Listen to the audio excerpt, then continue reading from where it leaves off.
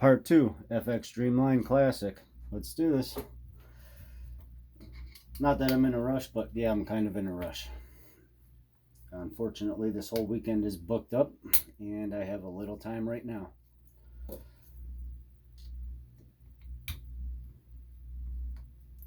Like I said, not a beginner's course, so I'm sure most will already know. And we'll do a little comparison.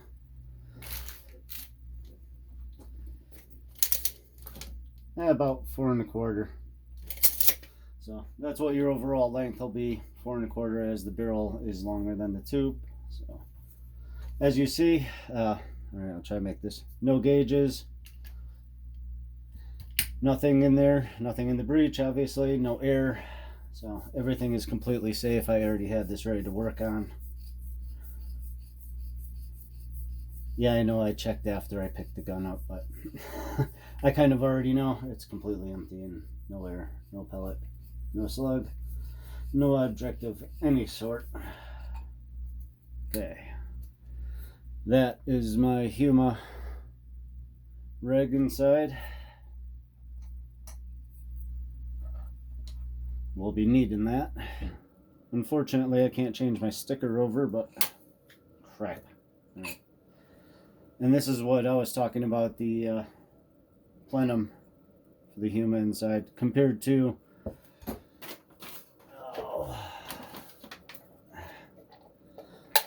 the amp.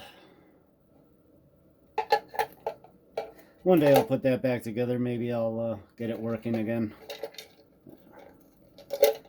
And I'll just show you what I found in here. I know I already have another video.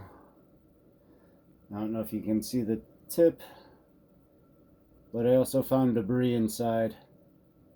And then someone said, well, that sounds suspicious. I think you did it. And no, because I read the instructions and knew what I was doing long before I owned the gun. The process of, well, I should say, the issue with the early FX, and you needed to lower, crap, I lost the screw. I dropped it. Anyways, found crap in there, got rid of it, threw the A.G.E reg in, and I've been a happy boy ever since. And that is probably my 6th or 7th A.G.E reg. And there is a good one I did of my Dreamline with it installed, and the numbers were pretty damn amazing, actually. Usually I just put it upside down, get it in there. Sorry, you can't see. Screw that in there. I know, oh, it's so much work. But you know what? I was shooting air rifles long before we had controls on the knobs on anything, so not new to me, and really doesn't bother me. That's not corrosion, that is silicone. So just to let you know, I use an air filter on my stuff. I'm not a sloppy shooter or tuner. And I got silicone all over me now. All right, this is going to be the fun part, and I may even need to warm this up. We'll try it first, so.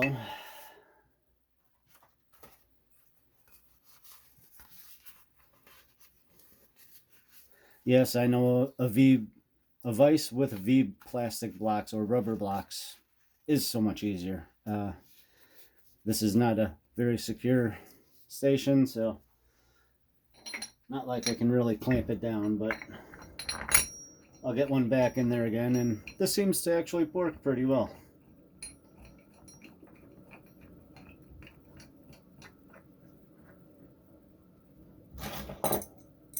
And you notice it's very wide, so it gets a good grip.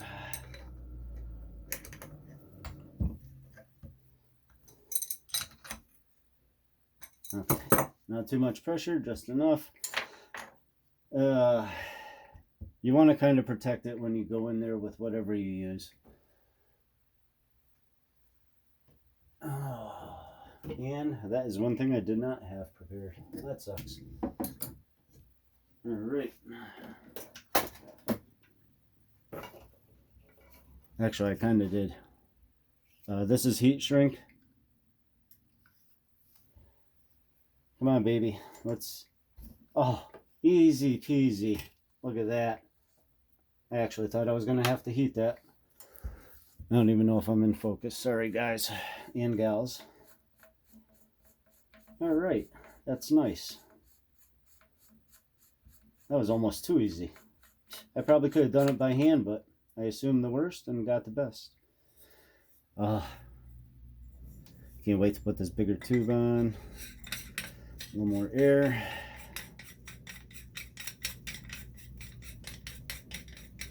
No, I should just cover a few things. If you ever have an issue with your fill, obviously, there's where you're going to have to go in and check. So that's what you're going to need to do if you do have an issue with the check valve. So you'll have to go in there, clean the crap out of it, and then you can reinstall. We'll just throw some tidbits out there. Like I said, most of this stuff is on many other YouTube videos. So well, I can probably do this by hand, and I'm not even going to worry about it. Well, we'll call it a day. But that looked all professional, huh? All right.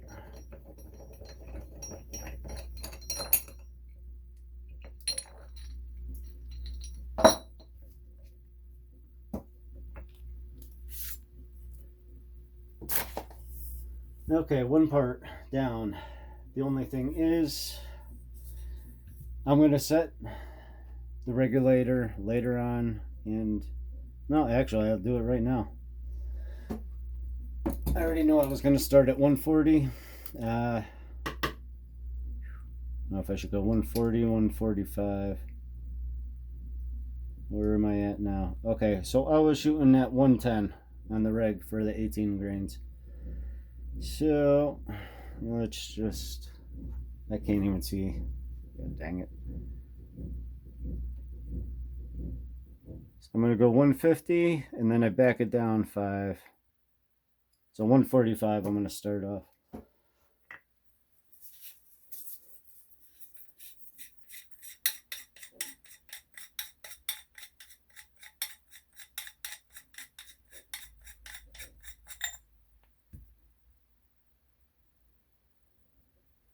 And the only issue I'm having right now, I think I'll have to check this later on. See this vent hole?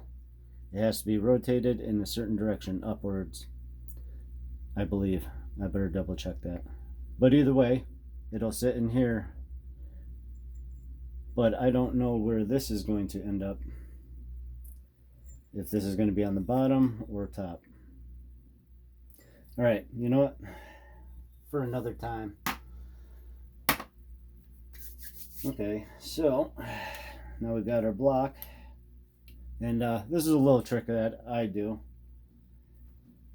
Some people have issues. I mentioned on the first video, I have a spacer under here. So that is why the cap is almost flush here. But I use this tape. It's special tape, sticky. I mean, you can see it. I never have to worry about losing my adjustment after I set it. And these have been known. If you do fluctuations, be careful. If you don't have a brass locking nut from like 9/11 or anything, this can actually move and back out on you, and your FPS could start dropping, and you're wondering what the heck is going on. I'll just get another piece of tape. So always be careful of that. And that is 5. I don't know why I don't make this my full-time job, but whatever. Here's my spacer that I use. It's stuffed right up in there. It is a perfect fit. Do not ask me where I got it, because I have a junk drawer and I just happen to have it in there. This may have been from a carburetor, an RC car. I have lots of hobbies, so I have lots of parts. So,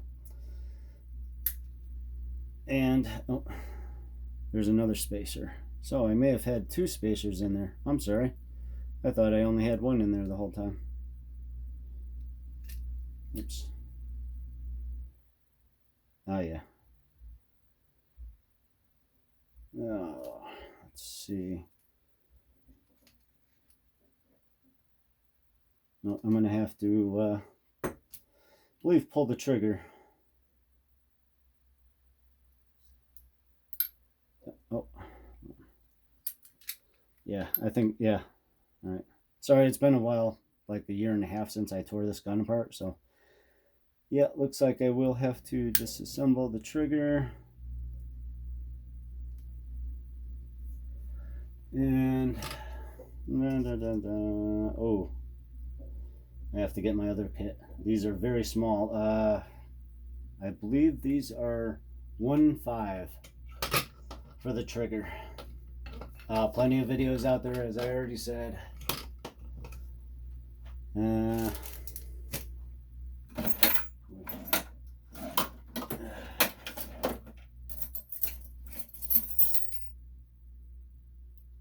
Oh, first shot. There we go.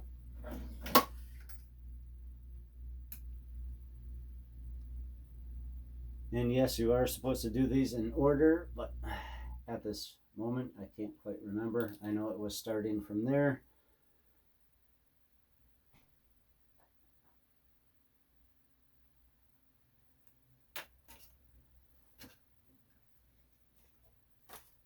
And don't lose the stuff.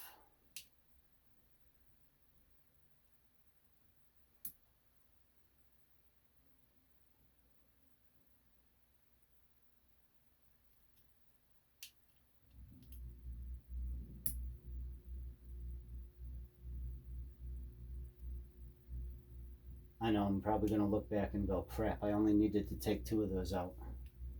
Keep your finger over the trigger though. I'll just throw that out there after you get the pins out. Okay, that was all 4.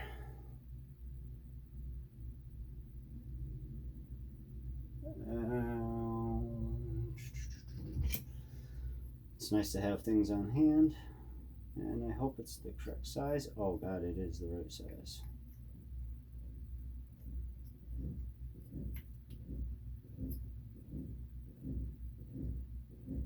I'm gonna give these a little wiggle.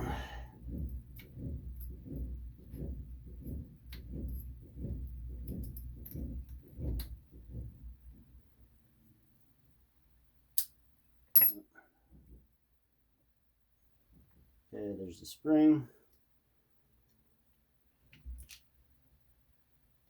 Make sure you don't lose all your pins because they will come flying out. Oh, that one slid back in. Son of a gun.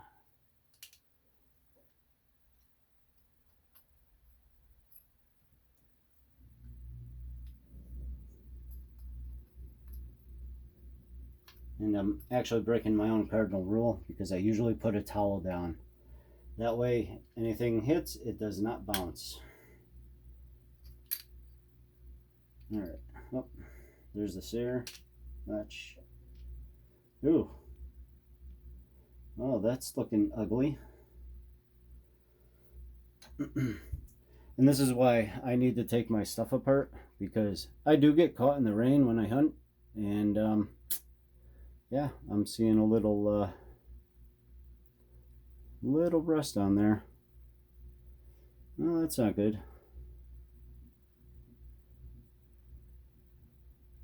Okay, well, glad I pulled it apart. I'm going to clean this all up.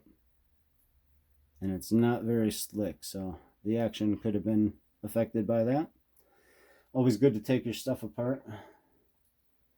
And probably good to not hunt in the rain, but you know, if you're hunting, you're hunting.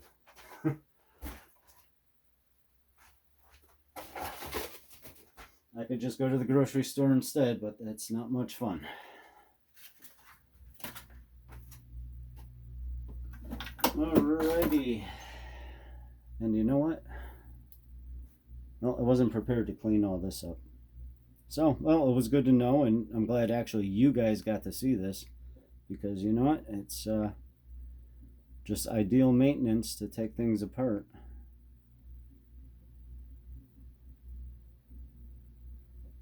Alright, well, you know what? I'm going to end it here, because I just really want to go through and clean it up, but I don't want a 2-hour video. So we'll cut it here for right now. I did order a few extra things, and they did just finally come in. This is the cap. Mine was a little weak there, and it got a little funky, so I just figured I'd buy a new one for FX. I made the mistake and ordered the wrong part. This was supposed to be the needle itself, but I'm going to give you guys a good look. The stock and aftermarket. So, as I was explaining before, it was cracking, the one on the left. The O-ring is all the way at the bottom. The new titanium one is right in the middle. And this is where they were all breaking. Not to say yours will or anything, but there's a good possibility. So that's why I did that. And I did get the barrel stiffener that goes on all the new FX Dreamlines. So I figure it can't hurt. So I'm going to be putting this on as well. I just want this barrel as stiff as possible to have enough support. No POI issues, which I really had when I first got the gun. Alright, for right now, I'm calling it quits, and I will catch you guys for part 3.